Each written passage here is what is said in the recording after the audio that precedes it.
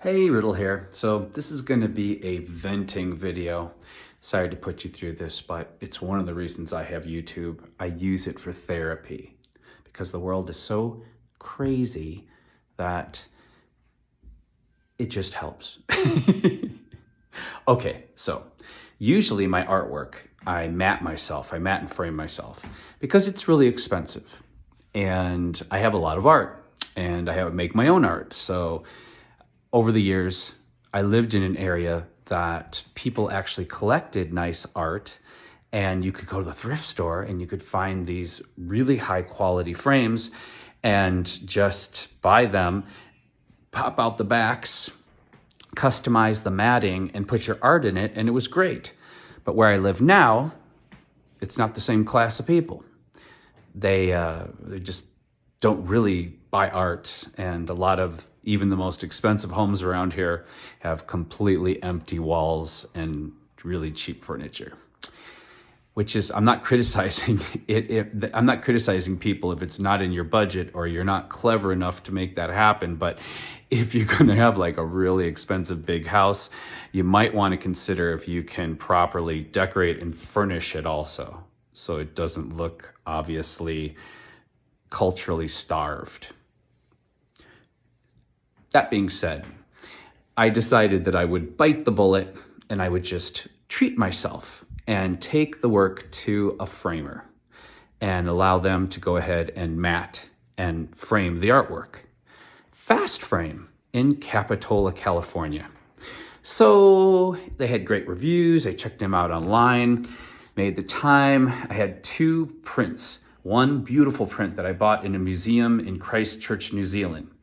The other one is a vintage print from an artist from Colombia. And I collect erotic art, and this is an erotic art piece. And it's very mid-century modern. It's really unique. So I went into Fast Frame, and I spent about an hour with this old dude. And the only reason that's relevant is because I think he's kind of losing his memory, perhaps. And in that hour that we hung out, we chose a mat, and the mat is the border around the work because both pieces really needed a border to help to really pronounce the work. And we chose the frames, beautiful frames. And it was expensive because these aren't big pieces of art, which you'll see in a minute. One was almost $300 and the other one was almost $250. So it was supposed to be almost a 4-week wait, but it was a 3-week wait. So I ran in there on Friday because we had a big party going on here at the house on Saturday. And when I looked at the work, it looked okay, but something was off and I couldn't figure it out. And I was in too much of a hurry to really focus. So I paid the dude, I grabbed the work, I brought it home, and then I realized why it was wrong. And why it was wrong is he completely didn't mat the work. And so now this beautiful piece of artwork looks like a cheap poster because we very carefully chose just the perfect color mat to surround this, which would have made it appropriately sized and make this look like the fine art it is instead of a goddamn cheap poster. It should be well out to here. And this was the first piece that he fucked up. And then here is the other piece that Fast Frame messed up. Now, what's wrong with this, you might ask? Well, look it's running off into the frame because he didn't mat it. And if you look at most of the work inside the shop, you can see how everything is matted. And he charged me for matting. Does that look like a $300 mat job? I mean, a $300 frame job? I don't think so. I really don't think so. So when I called him up and said, you didn't do the job correctly. And I said, do you remember, a couple weeks ago, 3 weeks ago, when we chose the mat so carefully in the frames? He's like, oh, how am I supposed to remember 3 weeks ago?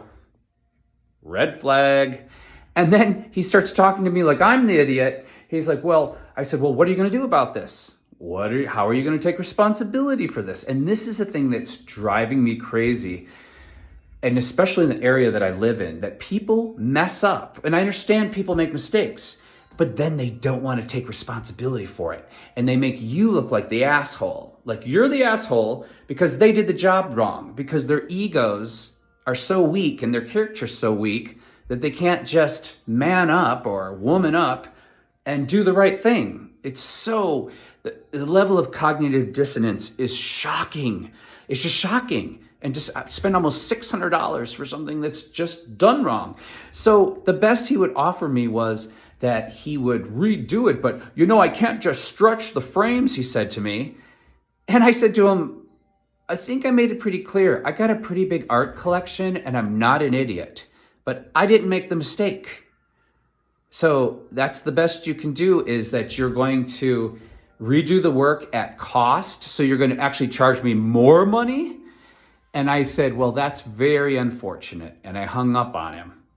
And so then, sadly, it went from, people really respect my taste and my opinion. And now I've had to trash his business online. I had to leave a nasty Yelp review. I had to leave a nasty Google review. And I had to contact the Better Business Bureau because I want my money back. Because he not only did he mess up, but after he messed up, he was an asshole. He was unprofessional, and he should have taken responsibility for what he did wrong.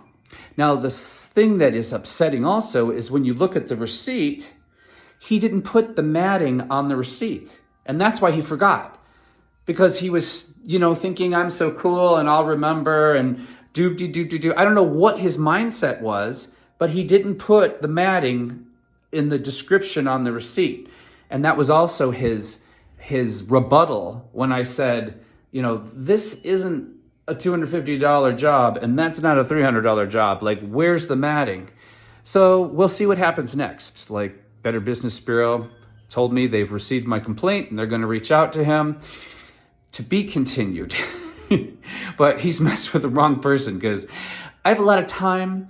And I'm one of those people who just believes in justice. And if you're going to charge a premium for something, then you better be giving a premium service. It's as simple as that. Okay, bye for now.